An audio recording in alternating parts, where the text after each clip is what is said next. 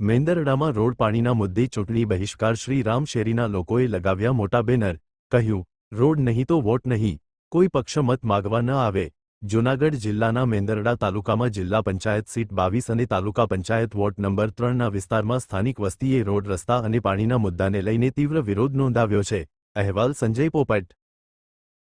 આથી અમારી શ્રી રામ શેરી મેંદરડા શ્રીનાથનગર અને 12 વર્ષ પહેલાં રોડ બનેલો હતો અને થીગડા પણ કોઈ દિવસ કોઈ મારવા આવતું નથી, એટલે અમે તમામ ચૂંટણીનો બહિષ્કાર કરીએ છીએ. અમારી આખી શેરીમાંથી કોઈ એક પણ ચૂંટણીમાં મતદાન કરવા જશે નહીં. મેંદરડા નગરમાં શ્રીરામ સોસાયટી અમારી આવેલી છે. અહીંયા 14 વર્ષથી અમારા રોડ ક્યારેય નવો બન્યો નથી. રોડમાં ખાડા છે, પાણી ભરાય છે, ચોમાસામાં હાલવાનો ગોઠણ સુધી પાણીમાં ચાલીને આવવું પડે છે.